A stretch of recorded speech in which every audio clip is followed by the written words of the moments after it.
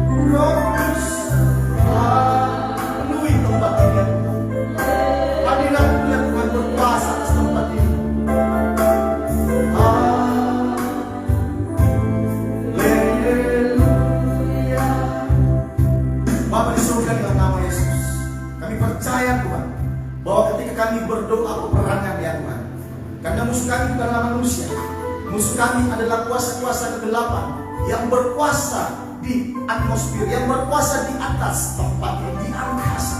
Kami perangi roh Lucifer, kami hancurkan roh Lucifer, kami bakar dalam nama Yesus. Kami hancurkan roh yang bukan berasal dari Tuhan Yesus, kami bakar, kami hancurkan dengan darah Yesus. Serangan-serangan balik atas diri kami, atas keluarga kami bakar dalam nama Yesus. Biarlah darah Yesus hari ini menyaksikan tubuh jiwa kami. Darah Yesus membentengi kami. Darah Yesus berkuasa atas tempat ini. Hadirat Tuhan full atas tempat ini. Tuhan, biarlah Engkau menjamah semua umat-Mu di tempat ini. Roh Kudus, jamah ya Tuhan dengan tangan-Mu. Hadirat Tuhan menjamah ya Tuhan. Bahkan semua pemirsa yang ada di layar kaca, jamah dalam nama Yesus. Api menjamah Engkau. Yang sakit disembuhkan, yang lemah dikuatkan. Api Roh Kudus membakar Engkau. Biarlah terjadi kebangunan rohani atas hidupmu. Tubuh jiwa rohmu dimenangkan oleh api Tuhan. Biarlah angin Roh Kudus berkuasa. Bapa di surga, saatnya Tuhan kami akan mendengarkan firman-Mu. Biarlah firman-Mu hari ini ya Tuhan, kami akan tabur. Untuk itu ya Tuhan, biarlah api Roh Kudus-Mu memakai untuk diri kami untuk menyampaikan kebenaran. Biarlah kebenaran itu ya Tuhan akan memerdekakan kami. Kami percaya Tuhan bahwa ketika firman ditabur, maka terjadi kemerdekaan, terjadi kelepasan. Terima kasih ya Tuhan, berkati kami, urapi kami ya Tuhan. Biarlah hadirat Tuhan full atas tempat ini. Hadirat Tuhan full atas semua umat-Mu yang menonton live. Demi nama Yesus, demi nama Yesus. Yang percaya katakan amin. Ya, salam semuanya. Salam sejahtera buat seluruh pemirsa yang ada di layar kaca. Saya lambaikan tangannya. Dan semua umat Tuhan yang hadir beribadah pada hari Minggu ini. Ya, saya percaya bahwa sampai saat ini kita diberikan kesehatan, diberikan kekuatan, itu semuanya oleh karena kasih karunia. Amin. Banyak orang mau ke gereja, tapi tidak bisa. Karena apa? Mereka mungkin ada sakit, ataukah ada masalah-masalah berat. Tetapi puji Tuhan, saudara-saudara yang hadir di tempat ini, baik yang nonton, itu semuanya oleh karena kasih karunia kita dipertemukan pada hari ini untuk belajar kebenaran firman Tuhan. Amin. Jadi tema khotbah saya pada hari ini saya ambil yaitu waspada okultisme. Kutukannya mengikat 4 keturunan dan 7 keturunan bagi orang-orang yang tidak percaya. Nah itu saudaraku ya. Mari kita buka Alkitab kita yang terdapat di Keluaran pasal 20 ya, ayat 2. Keluaran pasal 20 ayat 2 sampai 5.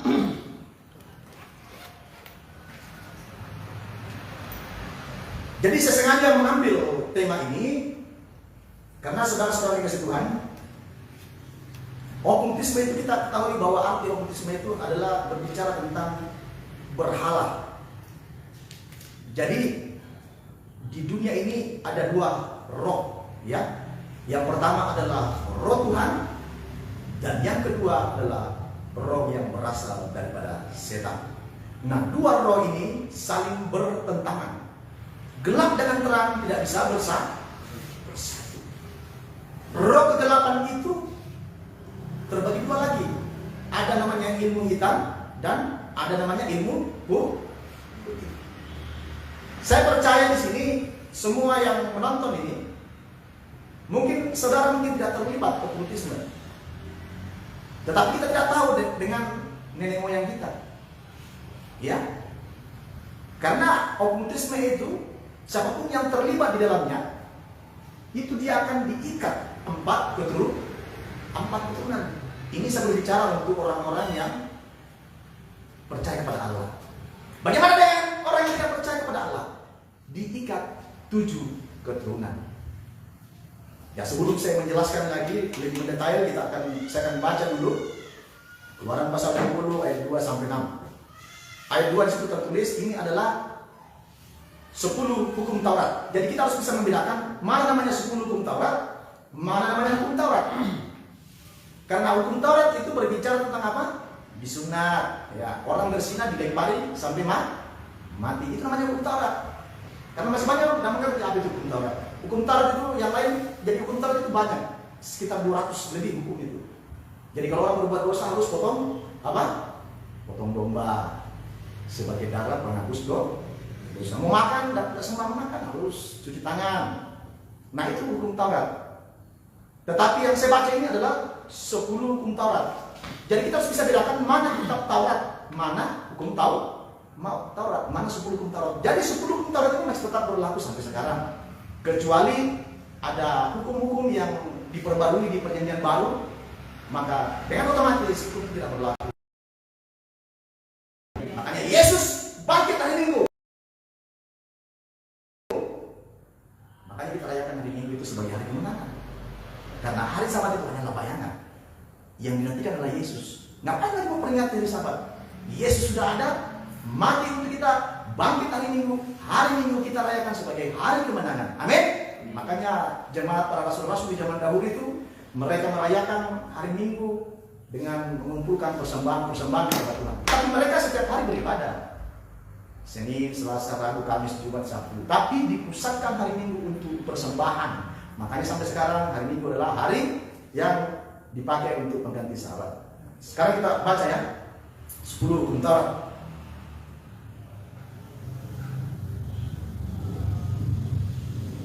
Keluaran pasal 20 ayat 2.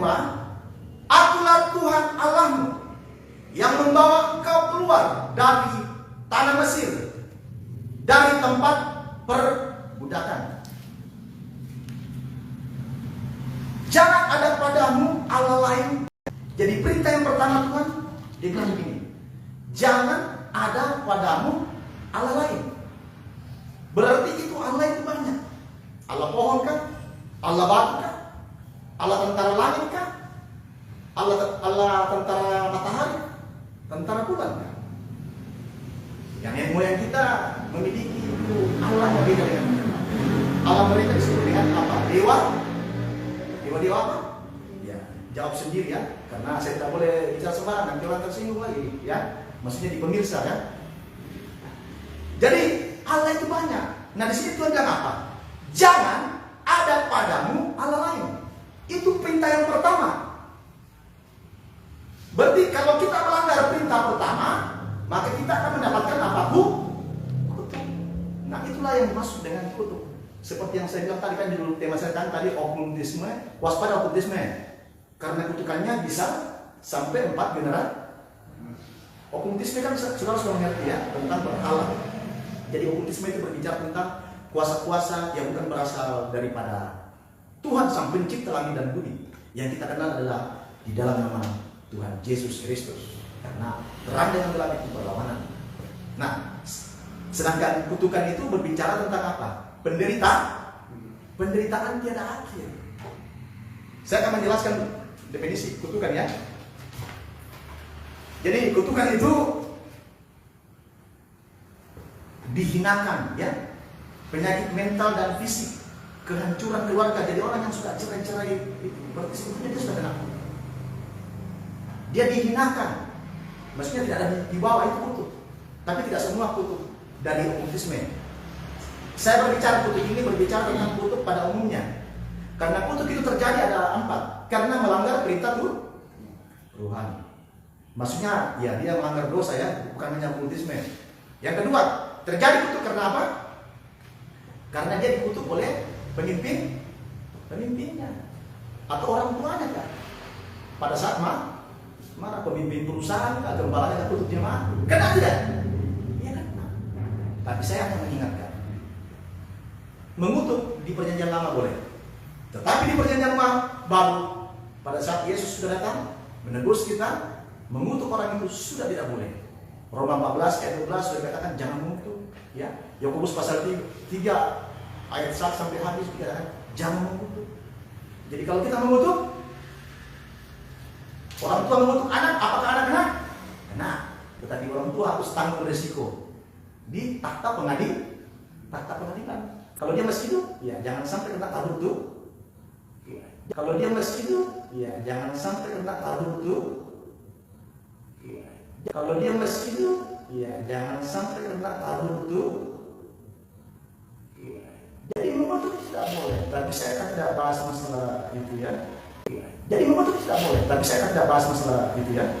Jadi orang kena kutuk itu karena faktor yang ketiga adalah karena faktor okultisme.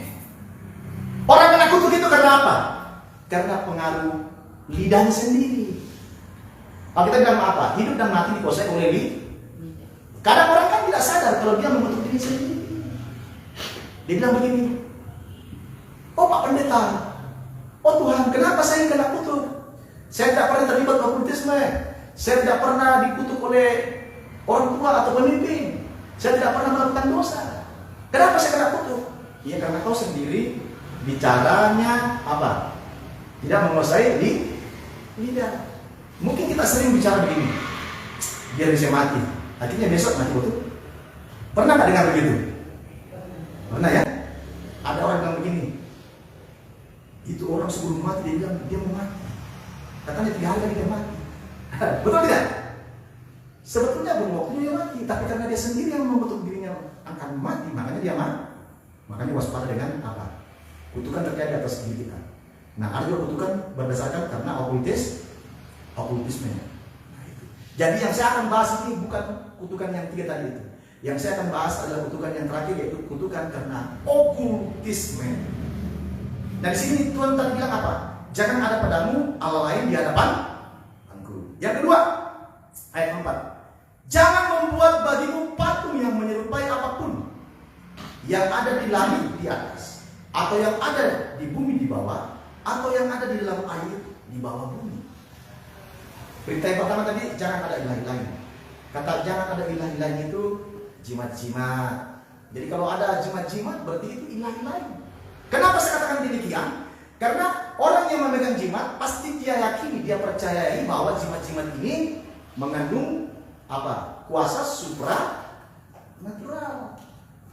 Contoh dia bilang begini, wah jimat-jimat ini kalau saya pakai nanti pergi perang atau saya pakai pergi jalan-jalan, maka saya tidak akan diganggu orang. Berarti ini ada ilah lain. Betul tidak? Ya.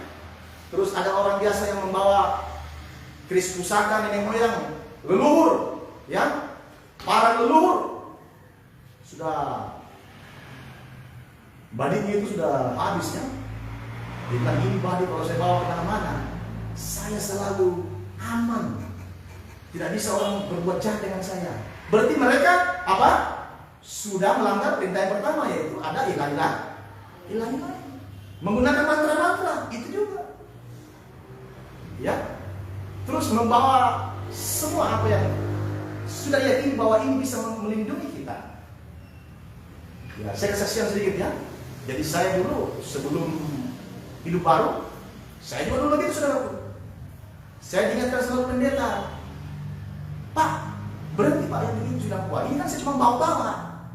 Ini benda ini jimat ini kan saya hanya bawa-bawa. Saya tidak sembah. Nah, biasanya kan orang Kristen berbicara begitu. Barang ini kan saya tidak sembah. Iya, itu perintah kedua. Perintah pertama apa? Jangan ada jangan ada. Jadi perintah Tuhan itu bukan hanya satu, banyak. Jadi ketika kita mentaati perintah Tuhan 5, tetapi ada satu yang kita tidak taati, tetap kita kena namanya kutukan okultisme. Perintah yang kedua di sini apa tadi? Jangan ada padamu, jangan membuat patung yang menyerupai apapun. Nah, yang ketiga perintah Tuhan kan tadi, jangan sujud menyembah kepadanya. Jangan sujud menyembah kepadanya. Yang keempat, atau beribadah kepadanya. Nah, mungkin orang-orang Kristen jarang-jarang menyembah kepada setan-setan, tetapi dia menyembah, atau dia membuat jimat-jimat, atau dia membuat batu-batu, atau dia membuat keris. Nah, ini tidak boleh. Berarti perintah pertama, perintah kedua dia dianggap. Perintah ketiga mungkin dia tidak langgar. Sama saja bohong. Itu tetap kena kutukan okultisme. Bahkan saudaraku, ya, hamba Tuhan juga banyak yang pakai begitu. Contoh di daerah memasak, ya, teman saya pernah pelayanan di sana. Kita tanya pendetanya, Pak,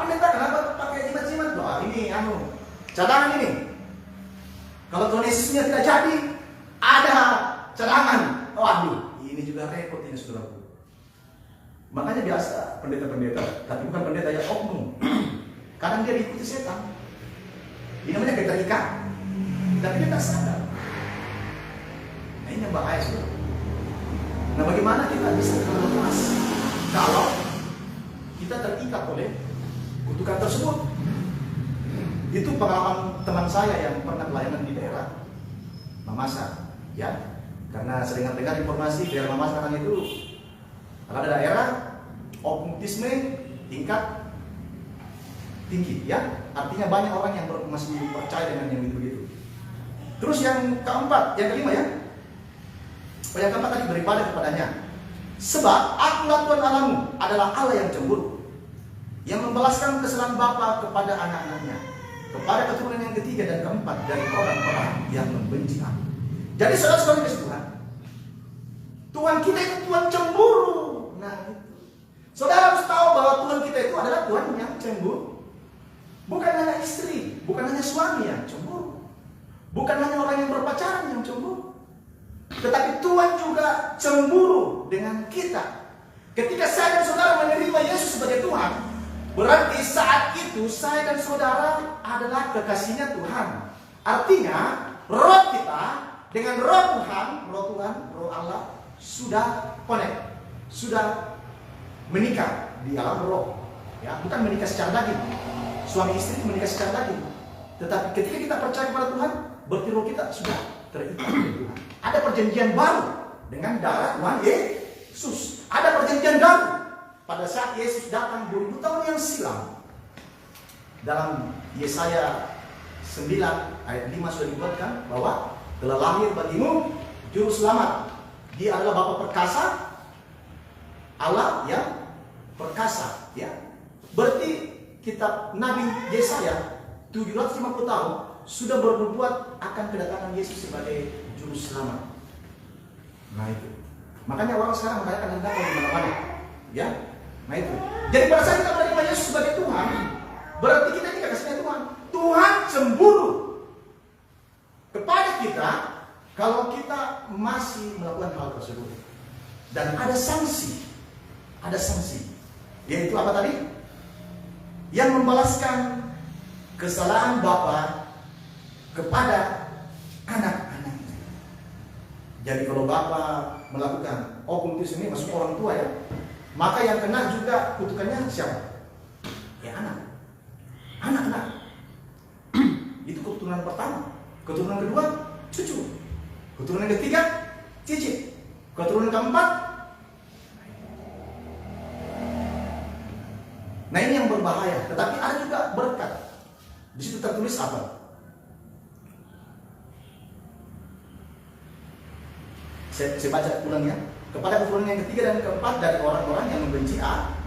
Jadi orang yang melakukan okkultisme itu dianggap membenci Tuhan. Tuhan tidak mau dibuahkan. Tuhan tidak ingin kita menggunakan kuasa Tuhan. Kita juga menggunakan kuasa kegelapan.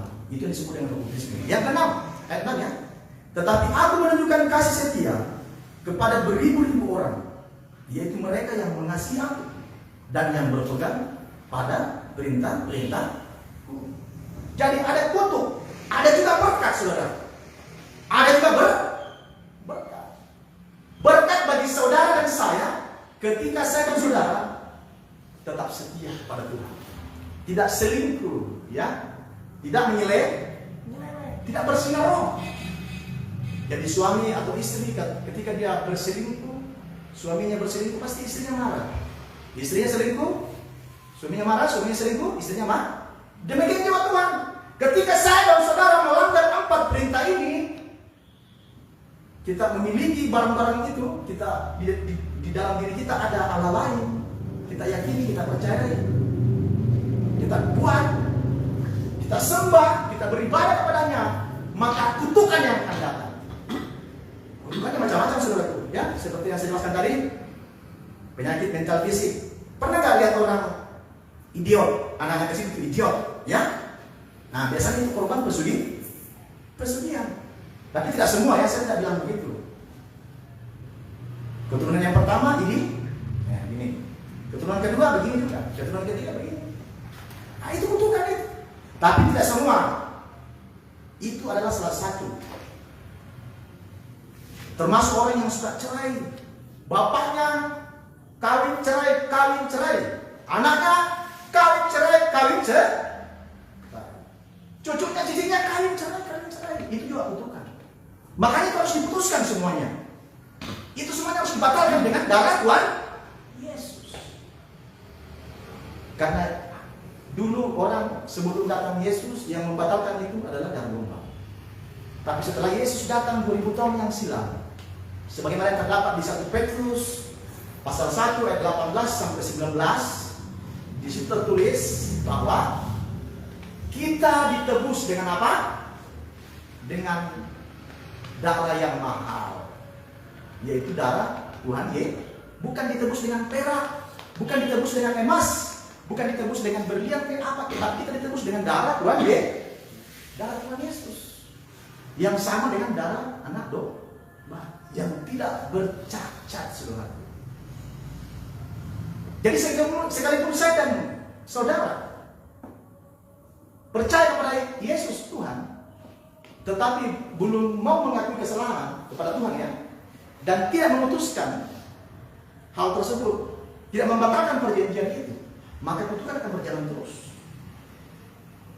Sekalipun dia jemaat, sekalipun dia pendeta, sekalipun juga saya, saudara. Mungkin saudara bertanya, apakah saya sudah putuskan? Wah sudah, saya sudah putuskan segala perjanjian-perjanjian itu. Ya, saya kan tidak pernah terlibat ataupun itu.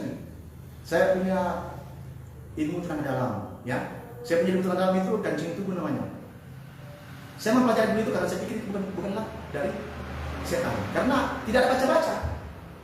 Hanya pernapasan saya pakai pagi hari, akhirnya tubuh saya kayak berisi begitu, ya. Jadi saya pakai biasa itu untuk gertak orang. Jadi kalau saya gertak orang itu dia punya kekuatan, saya sedot. Tulang-tulangnya lemas, saraf-sarafnya lemas, otaknya langsung ketakutan kayak lihat setan. Rohnya tergoncang, bagaimana dia mau melawan? Betul tidak? Itu dulu saya punya kekuatan itu, saudara. Tapi itu dulu. Sekarang sudah tidak ada. Karena saya anggap itu adalah apa? Rendahan. Saya ganti dengan kekuatan Roh Kudus. Saya ganti dengan kekuatan firman Allah. Amin. Lebih dahsyat daripada yang dulu itu. Ya. Saya gertak orang saudaraku. Tapi saya berkutik, walaupun itu tinggi besar begini, kalau saya sudah gertak dan kalau jadi, ya. Ada juga orang yang berilmu tinggi, ya kan? Saya gertak begini. Sudah langsung. Otot bawa parang pun, bawa pistol pun, bawa senjata tidak bisa, langsung lemah, terkulai. Syaratnya kita tidak boleh pukul. Pokoknya kita harus gertak dulu, kita harus marahin dulu sampai dia apa? Lemas. Itu pantangannya saya tahu. Tidak boleh pukul. Kalau pukul berarti kekuatan tidak jadi. Sekalinya dia sudah menangis begini, ampun Bapak, baru kita tangkap bawa kan? Sikat kan begitu. Itu dulu ya. Saya dulu bersinah dengan setan. Saya berdosa sekali, justru. Ya. Saya punya jimat-jimat. Dan jimat-jimat saya itu dulu sebagai penangkal. Kalau tidak jadi ilmu gertak, ya ada penangkal, ya kan? Jadi saya punya jimat-jimat dulu itu untuk menangkal, untuk membuat orang tidak bisa marah. Itu namanya ilmu membuat orang terdiam. Jadi tadi apa? Pagar. Yang kedua ilmu kasih diam orang. Tidak bisa orang diam. Kalau tidak mau itu, ya pakai lagi jurus yang lain. Pukulan kancing tubuh. Saudara dari tadi itu. Jadi tangan kita ini kalau pukul orang dua kemungkinan. Kuburan atau rumah sakit. Tidak mampu itu. Ada sebuah padi saudara. Padi itu aja itu. Jadi itu padi sudah hancur, sudah ribuan tahun. Itu barang saya bawa. Selama saya bawa saudara, mau tangkap penjahat susah. Karena apa? Karena dia tidak mau lihat orang berkelahi. Dia tidak mau lihat orang marah. Jadi kalau saya bawa itu aman-aman saja. Cuman kutukannya ada. Cari uang tidak ada, susah dapat uang. Orang makan kita tidak dapat, ya. Jadi kalau saya tugas saya bawa itu padi, Itu dulu ya, bukan sekarang. Dulu sudah buang, sudah bakar semua. Kalau sebawah itu balik. Teman-teman saya makan, saya tidak makan. Saya bilang, bagaimana makanan Pak? Oh ada Pak John. Oh sudah habis Pak. Waduh. Makanya saya tidak sembarang bawa, saya biasa bawa itu kalau dalam keadaan kepepet. Walaupun 30 orang itu Pak, kalau kita bawa itu, tapi kita boleh mengerti, kita hanya diam-diam. Jadi orang tidak bisa marah. Tidak, ilmu-ilmu orang itu mati semua. Kalau kala itu, jurus apa lagi saudaraku? Kita menggunakan jurus alternatif. Jurus apa? Bela diri. Saya taekwondo. Saya pemain taekwondo Pak, ya kan? Taekwondo ini. Haleluya. Jadi begitulah saya dulu saudaraku. Pukulan. Itu saja. Kira-kira itu bisa pecah kalau saya pukul itu. Itu dulu ya. Sekarang masih bisa karena itu kan bukan ilmu, itu kan adalah latihan. Teknik. Karena saya biasa latihan pakai alat hantam pohon kah, hantam tembok kan ya. Hantam meja kah, hantam batu bata dan pluk patah kan. Jadi kalau tidak jadi ilmu saya pakai alternatif, yaitu apa? Keahli bela diri. Saya pernah berlatih kungfu, saya pernah berlatih karate, tapak suci dan sebagainya. Sudah boxer, sudah kuasai. Bagaimana Pak? Kalau sudah tidak jadi lagi? Pakai jurus lain lagi. Saya ada dulu jurus itu sudah punya. Jangan-jangan saya pakai mantra-mantra. Karena saya tahu kalau mantra-mantra itu pasti ada di tas. Saya ambil itu kayu-kayu situ, sebelah, saya sebut namanya dewa itu, setan itu. Lempar kanan, lempar kiri, ya toh? Orang tidak bisa lihat kiri. Tidak mampan, apa lagi? Jurus terakhir, apa? Kabur. Jadi saya kabur lagi. Sehebat-hebatnya orang saudaraku, ya. Kalau dikepung pasti lari saudaraku. Ya kalau Anda tidak lari ya siap-siaplah apa? Masuk neraka bagi yang belum bertobat, ya. Atau masuk surga bagi yang sudah bertobat. Seperti itulah yang saya pakai terus. Saya pikir itu adalah kebenaran, padahal itu bukan. Itu semuanya tidak ada artinya saudaraku, karena ada kutukannya. Ada apa? Keterikatan. Keturunan kita kena, ya, cucu cicit. Saya juga pernah mempelajari ilmu kebatinan. Ilmu kebatinan lagi. Ilmu kebatinan itu adalah ilmu roh, ya. Panas sekali itu Pak. Tapi puji Tuhan 2014 setelah Tuhan mendatangi istri saya, jadi istri saya didatangi Tuhan, ya, 3 kali dalam bentuk roh. Jadi istri saya itu didatangi Tuhan dalam bentuk roh. Roh itu bercahaya melebihi daripada cahaya matahari. Mukanya tidak kelihatan menurut keterangan istri saya. Bentuk wujudnya itu wujud manusia, tapi dia bentuk apa? Cahaya terang. Saya tidak tahu apakah itu Tuhan atau malaikat. Dia bilang begini, suruh suami bertobat. Apa yang dilakukan itu semuanya salah. Pertama saya tidak terima. Saya bilang, wah, saya kan dalam keadaan sehat. Jadi saya bertobat saudara bukan dalam keadaan sakit. Dalam keadaan sehat. Saya pelajari semua ilmu. Ilmu apa yang saya pelajari? Kecuali ilmu kekayaan saya tidak mau pelajari karena bahaya itu. Tumbalnya wah, saya tidak pernah pelajari itu. Akhirnya didatangi lagi yang kedua, didatangi lagi yang ketiga, disitulah saya ketakutan saudara. Akhirnya saya bertobat. Itu 2012 ya, 2012 selama 2 tahun saya cari kebenaran. Namun saya mau datangi pendeta kami saya pikir begini, pendeta bisa sembuhkan orang, saya tidak bisa sembuhkan orang. Karena kekuatan yang saya pakai dulu bukan kekuatan dari itu, kekuatan dari kegelapan. Orang sakit tumor bisa disembuhkan, orang sakit ini bisa juga saya sembuhkan. Makanya segini sih Pak, masuk saudara dengan pendeta sama-sama begini pemain kok. Cuman dia pemain Tuhan, kita ini pemain setan. Akhirnya saya berusaha sendiri. Perlahan-lahan itu ilmu saya buang satu-satu. Tapi 40 hari kemudian setannya datanglah. Datang saudara, wah saya stres juga. Setannya diusir, 40 hari datanglah. Halo Pak John, ketemu lagi, ya.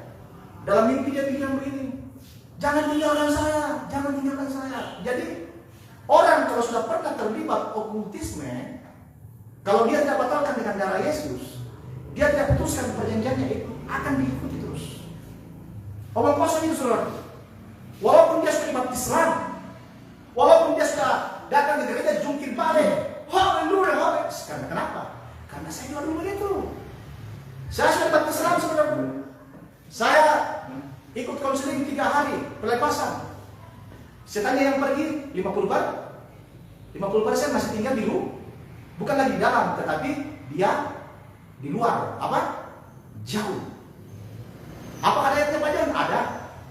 Coba buka Alkitab yang lama ini. Kembalinya 7 roh jahat.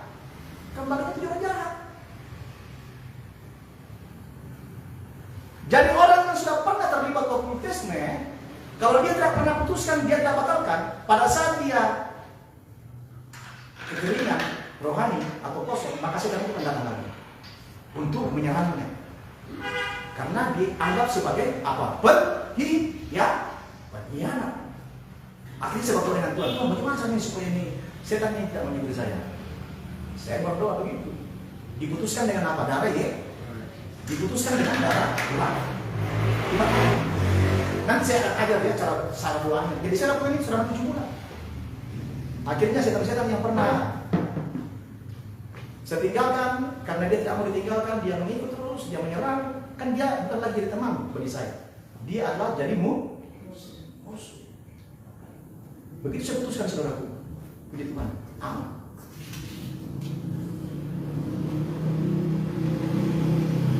Kita ketahui bersama bahwa tanpa darah Tuhan Yesus tidak ada pengampun, tidak ada pengampun.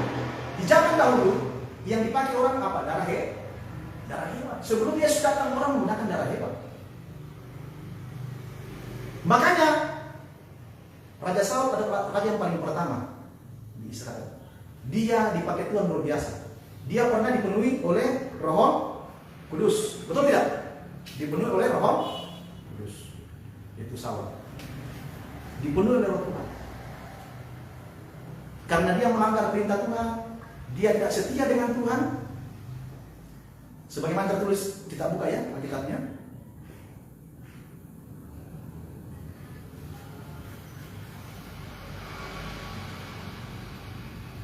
Itu terdapat di kitab 1 Tawarik pasal 10 ya. Ada yang bisa baca? 1 Tawarik pasal 10 ayat 11.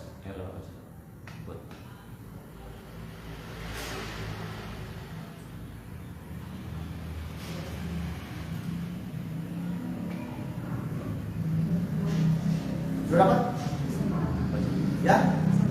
1 Tawarik pasal 10 ayat 11.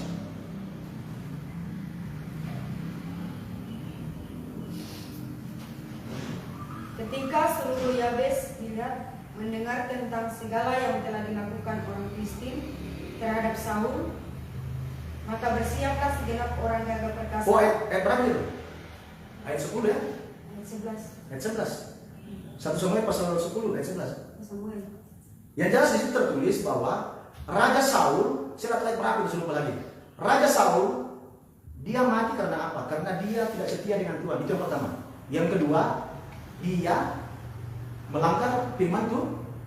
Yang kedua, yang ketiga, dia melakukan okultisme, yaitu memanggil arwah orang mati. Sebetulnya ini Saul, saudaraku. Seandainya dia tidak terlibat okultisme, saya percaya dia tidak akan separah itu bunuh diri. Tapi karena dia pada saat dia diserang oleh musuhnya, dia diminta petunjuk kepada Tuhan, tidak dikasih. Meminta petunjuk kepada nabi-nabi, pada orang-orang hamba-hamba Tuhan yang memiliki karunia melihat, Tuhan tidak kasih, Tuhan tidak jawab. Akhirnya dia ambil jalan pintas, ambil alternatif.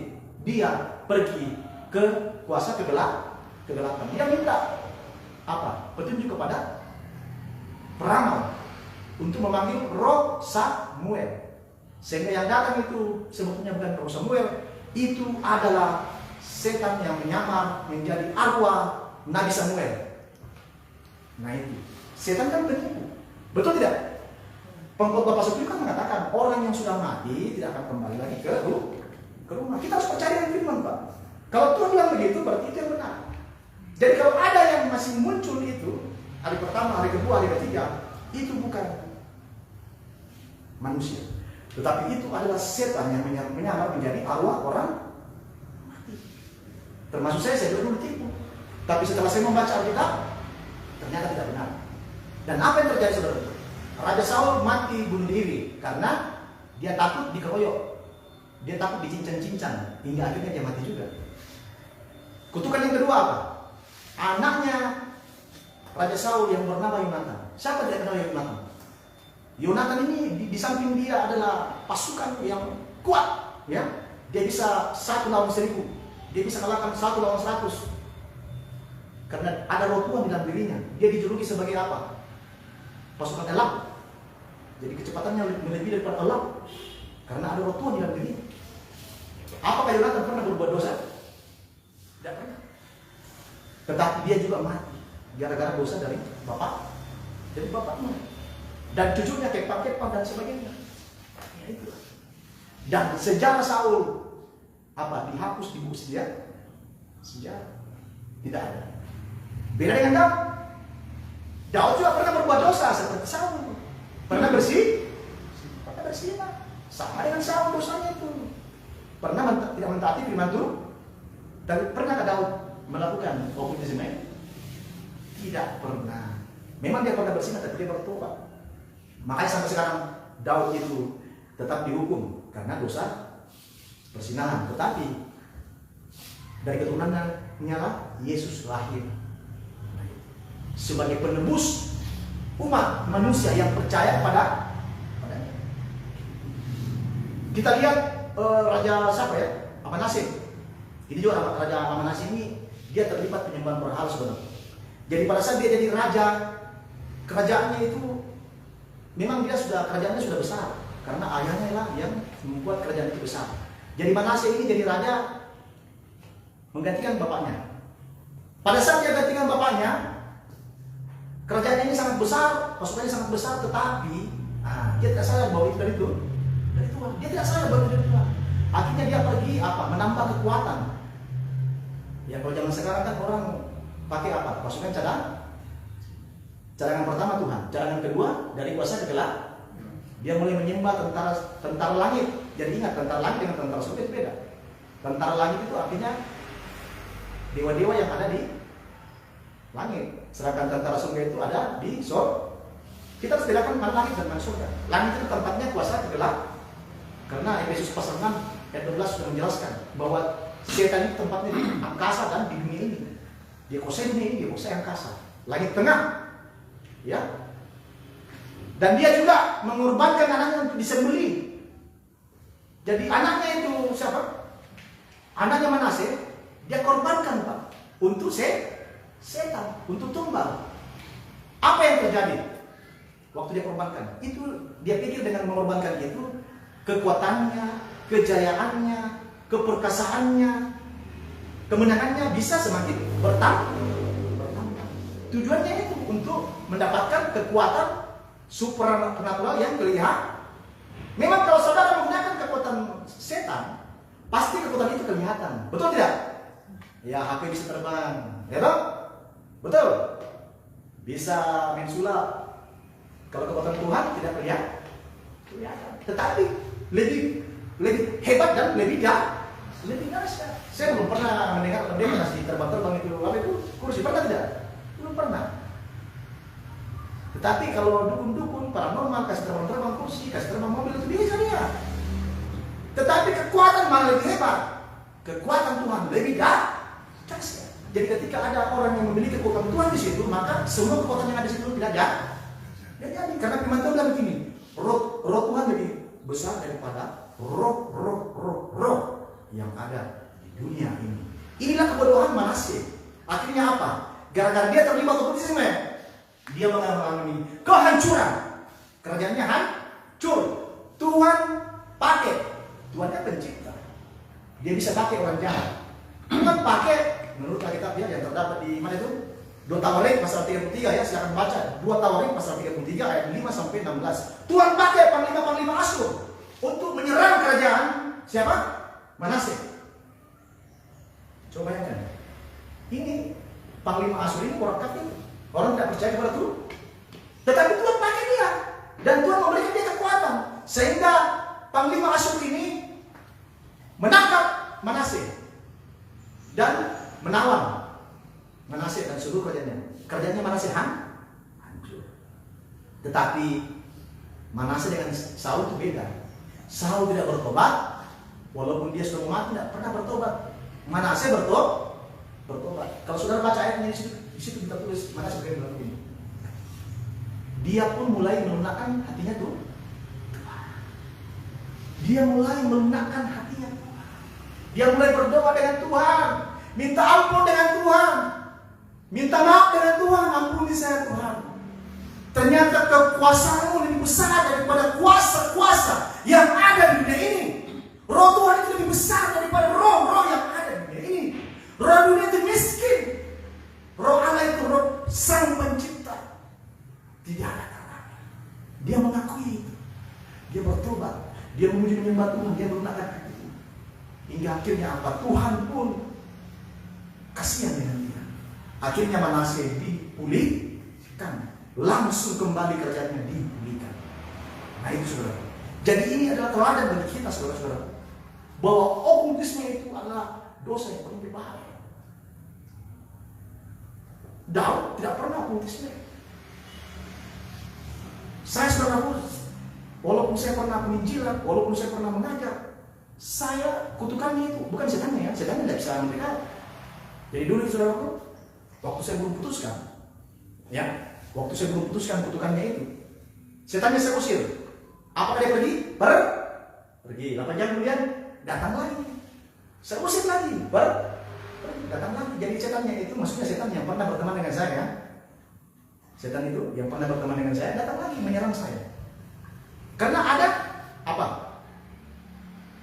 Ada perjanjian yang belum dibatalkan. Ada perjanjian yang belum diputuskan. Mungkin ada yang bilang begini, oh puji Tuhan saya tidak pernah terlibat okultisme. Jangan dulu. Siapa tahu nenek-nenek kamu pernah terlibat. Tetap juga diikuti. Tetap diikuti. Dulu ada pasien saya saudaraku, penyakit ayam. Sudah berapa kali yang doakan, tidak sembuh-sembuh. Pendetanya bukan sakti, tetapi pendetanya belum mengerti bahwa harus diusir setannya dah pergi. Besok datang lagi. Akhirnya saya putuskan, saya batalkan dalam nama Yesus. Nanti saya doanya nanti terakhir. Setelah dibatalkan diputuskan, setannya tidak datang lagi. Orang itu penyakit ayam sembuh. Cuman belum terlalu sembuh karena saya ini baru doakan. Nah itu hari saya mau hubungi dia, tapi dia tidak mau. Ya maunya dia itu dia harus doa terus selama 7 bulan kan, supaya betul-betul putus. Jadi walaupun kita memanggil gereja dari mana, pendeta dari mana, untuk usir itu setan. Kalau pernah kita terlibat perjanjian itu, atau nenek moyang kita pernah terlibat perjanjian itu, setannya tidak akan bakal pergi permanen. Tidak akan pergi permanen saudara. Karena saya mengalaminya. Berdasarkan pengalaman saya dan berdasarkan orang-orang yang kita doakan. Makanya banyak orang-orang yang pernah diganggu setan, sakit gila ya, diganggu setan, diusir. Pendeta sakti diusir, usir setan. Setannya pergi tidak? Pergi. 7 tahun kemudian kumat lagi jadi orang gila. Kenapa? Karena setan ini meminta bantuan kepada temannya. Tuhan sudah begini, kembalinya ke jahat. Setan pergi, kembali pergi ke neraka. Makanya jangan coba-coba bermain-main dengan okultisme. Jangan coba-coba bermain dengan berhala. Saya pernah mengalami itu. Saya berdoa dengan Tuhan, oh Tuhan, berikan aku jalan. Tuhan tidak kasih jalan saya. Tuhan tidak kasih saya hikmat. Tuhan biarkan saya dulu. Mungkin Tuhan sengaja supaya saya apa selesai. Kok diserang terus saya tahu kenapa saya datang terus ini. Saya 2 peperangan terus setiap hari. Malam saya 2 peperangan, siang 2 peperangan. Mungkin Tuhan bilang begini, supaya kamu lebih dekat dengan saya. Mungkin Tuhan bilang begitu ya. Akhirnya setelah saya berpuasa, berbulan-bulan saya berpuasa, Tuhan kasih hikmat. Apa yang Tuhan kasih hikmat? Kamu harus putuskan. Tapi itu sudah Tuhan. Saya sudah putuskan. Tidak bisa 1 kali. Harus berdoa dengan tidak jemu-jemu. Ada yang tidak? Berdoalah dengan tidak jemu-jemu. Akhirnya Tuhan kasih hikmat. Dalam hikmat itu saya dikasih Tuhan. Saya lihat orang potong apa? Kayu, pakai apa? Kapak, ya? Pernah nggak lihat itu orang tebang pohon besar pakai kapak? Apakah langsung jadi? Apakah pohonnya langsung tumbang? Tidak, itu 4 hari, 5 hari itu. Puk, gantian. Puk, berapa lama bisa kok jadi? 3 hari, 4 hari. Kecuali kalau pakai sensor ya. Bagaimana kalau pohonnya tebal 20 meter, 10 meter, atau 5 meter? Wah, susah juga itu. Saya disuruh berdoa, oh iya. Makanya saya mulai keputusan. Saya batalkan dengan darah pulang, ya. Dan selama 7 bulan saya berdoa dan berpuasa, memutuskan itu. Dan puji Tuhan, sekarang saya sudah tidak diikuti lagi. Aman, saudara. Aman. Saya dulu sering musim-musim. Makanya banyak orang-orang yang didoakan oleh pendeta, penyakitnya kumat lagi, ya, gila lagi. Karena apa? Saya kasih ilustrasi begini. Orang yang memenangkan sengketa tanah di pengadilan, kan kalau orang sudah menang di pengadilan kan, ketua pengadilan, ketua palu. Si A menang. Apakah si A ini sudah bisa menguasai tanah? Tidak bisa. Harus diproklamatirkan dulu kemenangannya itu di tanah yang dimenangkan.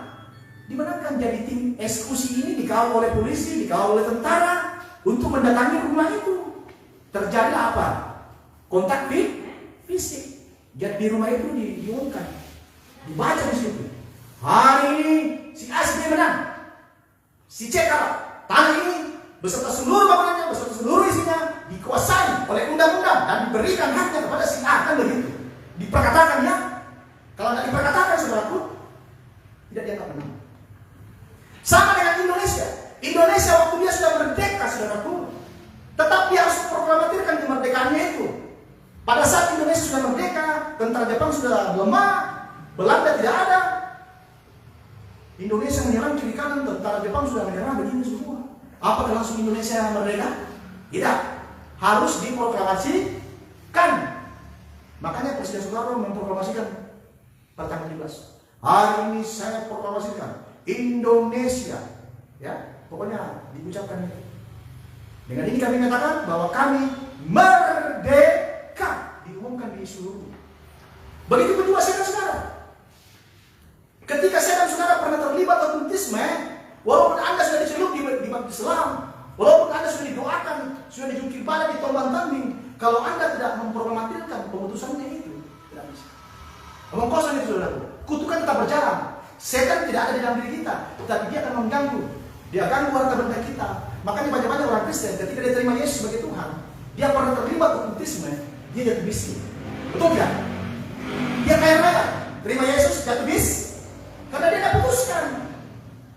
Dia terima Yesus, istrinya tinggalkan dia, cerai. Dia terima Yesus, sakit-sakitan. Kita ambil contoh begini. Anggaplah saya dan saudara terlibat perjanjian untuk mengambil mobil cicilan ya, atau motor cicil, sama dengan Opa ya, Opa sekarang. Opa sekarang kan cicil mobil, betul tidak Opa? Ya, berapa tahun? Berapa tahun cicilannya? 5 tahun. Berarti Oma dan Opa sekarang sudah ada perjanjian dengan racing. Perjanjian dengan racing selama 5 tahun.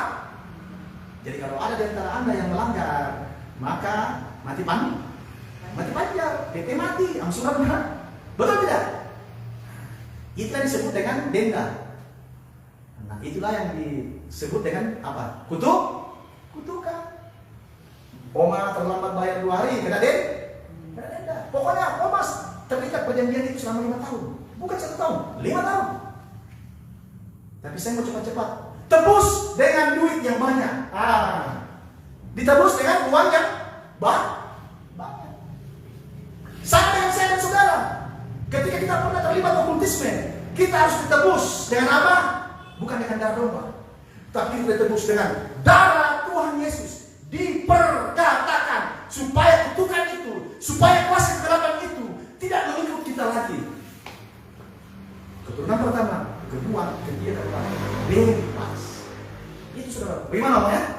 Bisa nggak sekarang lepas perjanjian? perjanjian. Kalau tidak bayar bagaimana? Kalau tidak bayar, mobil ditarik.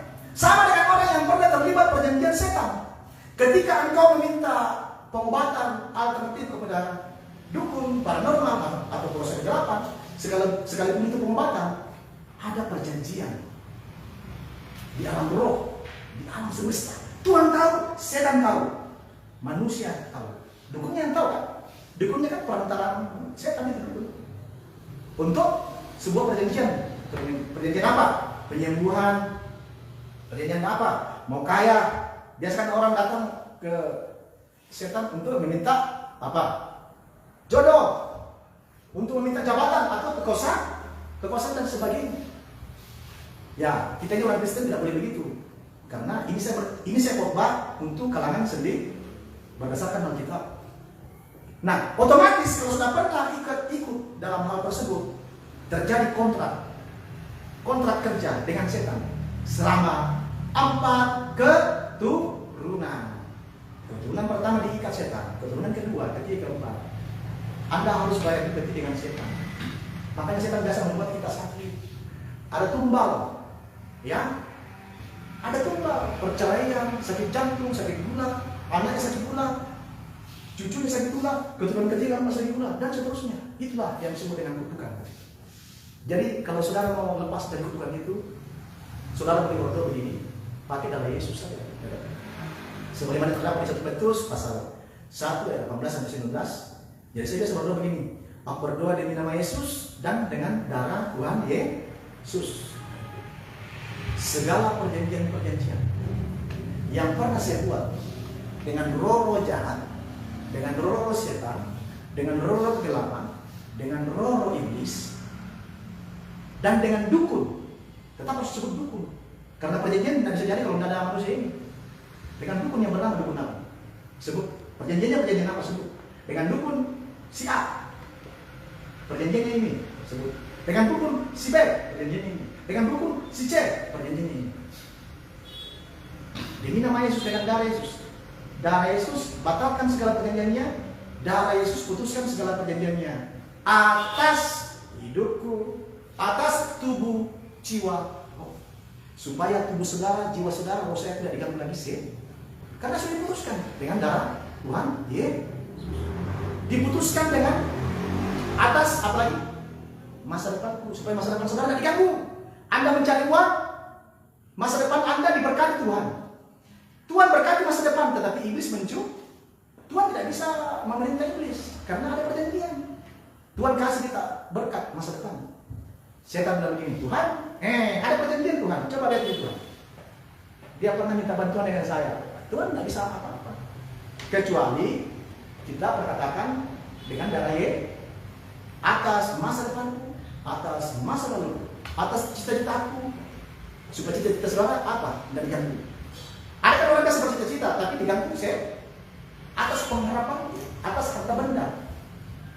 Orang yang terlibat okkultisme, kalau sakiti setan marah. Dia akan serang mobilmu, dia akan serang rumahmu, dia akan serang harta bendamu supaya kau jatuh miskin.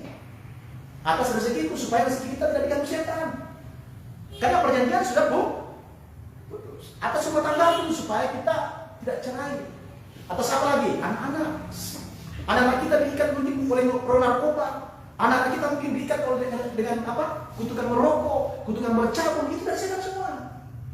Kita harus sebut itu. Atas anakku sebut nama anak. Atas keturunanku yang pertama, kedua, ketiga, keempat. Selesai. Itu dengan menggunakan darah Tuhan. Darah Yesus hancurkan segala kutuk. Darah Yesus hancurkan segala perjanjiannya. Darah Yesus patahkan segala perjanjiannya. Itu yang pertama. Doa tahap pertama ya. Doa tahap yang kedua. Kalau sudah pernah terlibat okkultisme, doanya begitu. Demi nama Yesus dengan darah Yesus. Segala kutuk-kutuk perjanjian yang pernah kubuat dengan roh jahat, ini kan kutukannya ya. Tadi kan perjanjian. Kutukan itu kan penyerangan ya. Penyerangan. Kalau perjanjian sudah diputuskan berarti sudah tidak ada. Kalau di perjanjian sudah di proyek ini tidak bisa. Setan tidak bisa gabung kita lagi. Kutukannya kita harus putuskan juga. Dengan darah Yesus segala kutuk perjanjiannya. Kutuk-kutuk perjanjian yang pernah kubuat dengan roh jahat, roh setan, roh gelapan, roh iblis, dengan dukun-dukun yang malam ini. Demi nama Yesus dengan darah Yesus segala kutuk perjanjiannya itu aku batalkan dengan darah Yesus. aku putuskan dengan darah Yesus. Darah Yesus batalkan untuk perjanjiannya. Darah Yesus putuskan untuk perjanjiannya atas hidup. Supaya Anda tidak diganggu lagi setan. Biasa kan ada orang begini Pak. Sampai sekarang ada dulu pendeta. Pak, kenapa saya bisa diikuti setan? Coba bayangkan, pendeta sudah diikuti setan tidak? Diikuti. Mana Yesusnya? Katanya dia Yesus. Sudah dibaptis setan. Masih diikuti. Saya pernah doakan pendeta diganggu setan. Jadi tidak ada yang bisa selamat dengan setan, saudara.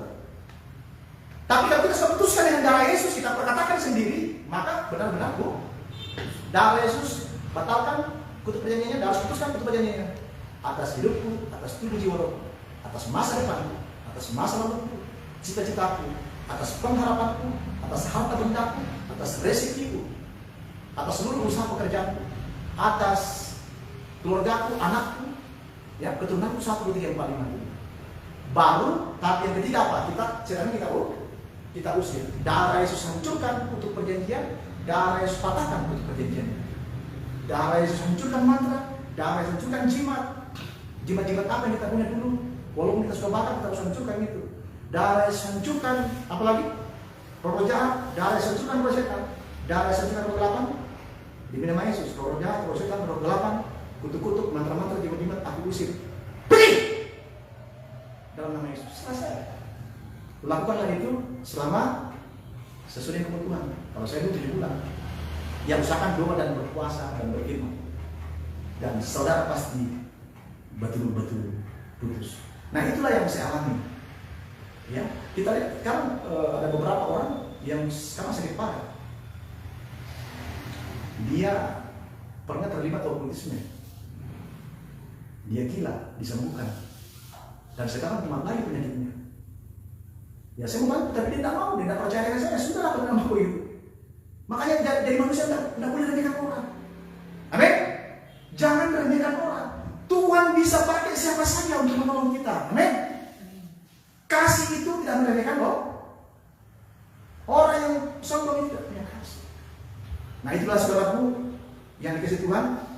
Khotbah saya pada hari ini, semoga saudara diberkati karena kita percaya bahwa Yesus datang ke dunia ini untuk membatalkan kutuk. Amin.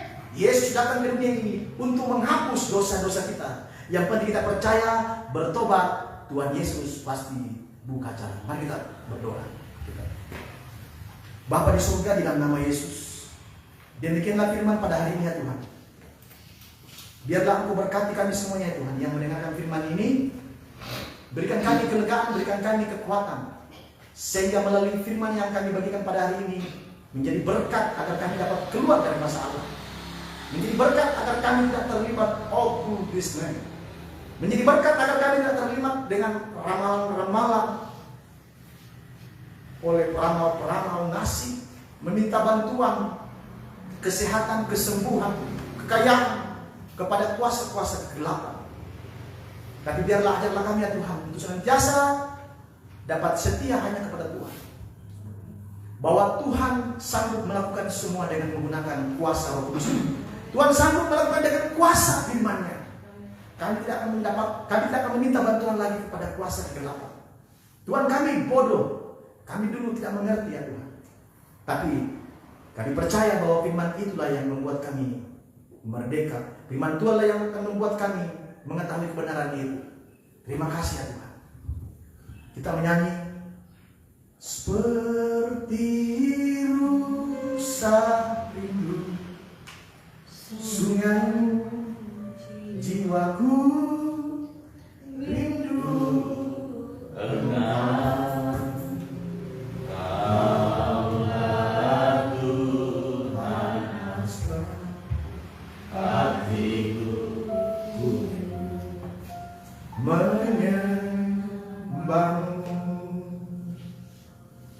Engkau kekuatan dan perisai.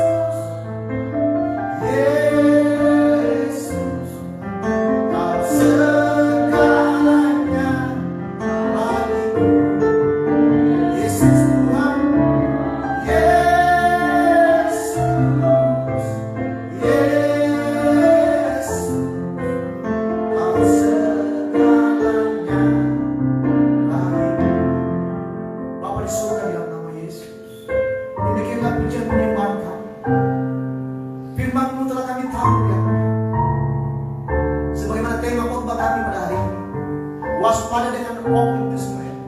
Kutukannya dapat menikam sampai 4 keturunan, bahkan 7 keturunan. Dan bukan hanya itu, saudara. Ketika saya dan saudara terlibat okultisme dan tidak bertobat, maka firman Tuhan yang terdapat di Wahyu pasal 21 ayat 8. Di situ tertulis bahwa penyembah-penyembah berhala dan tukang-tukang sihir akan dilemparkan kepada api neraka yang kekal. Tuhan bilang begini yang terdapat di Alkitabnya, bahwa anjing-anjing dan babi-babi akan dihukum Tuhan. Artinya, ketika saya dan saudara masih terlibat okultisme, walaupun rajin ke gereja, itulah yang disebut dengan babi-babi, itulah yang disebut dengan anjing-anjing. Anjing memuntahkan muntahnya, tetapi dia makan babi. Begitupun babi. Babi mandi bersih, tapi dia kembali ke kubangan dan dia kotor kembali. Orang-orang beginilah yang tidak disenangi oleh Tuhan. Tetapi Tuhan 2000 tahun yang silam datang bukan mencari orang munafik, datang bukan mencari orang benar, tetapi dia datang mencari orang-orang yang berdosa. Dia datang mencari orang-orang yang bersalah. Dia datang mencari orang-orang yang terhilang. Dia datang mencari orang-orang yang tersesat. Dia datang mencari orang-orang yang ingin bertobat. Tuhan datang mencari orang yang ingin bertobat. Tuhan datang untuk menghancurkan itu dan mengubah berkat atas kita semuanya. Karena barang siapa yang percaya kepada Yesus, dia akan diselamatkan, baik di dunia ini maupun di dunia akan datang. Bapa di surga, demikianlah doaku pada hari ini ya Tuhan. Demikianlah firman yang kami sampaikan. Biarlah firman ini ya Tuhan tertanam di hati kami. Demi nama Yesus kami berdoa. Haleluya. Amin. Ya, sehingga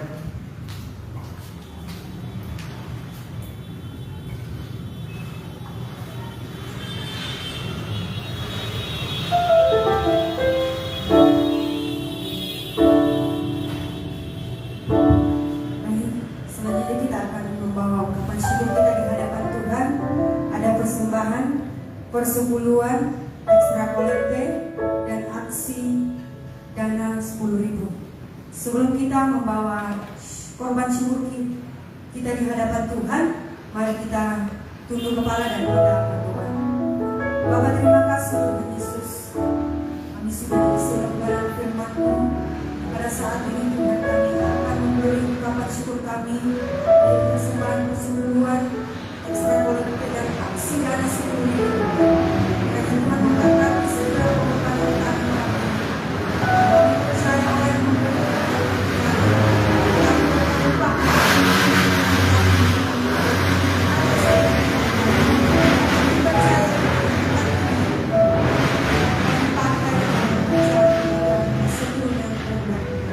dalam nama Tuhan Yesus Kristus kami memberi dengan penuh sukacita dan damai sejahtera. Haleluya. Amin.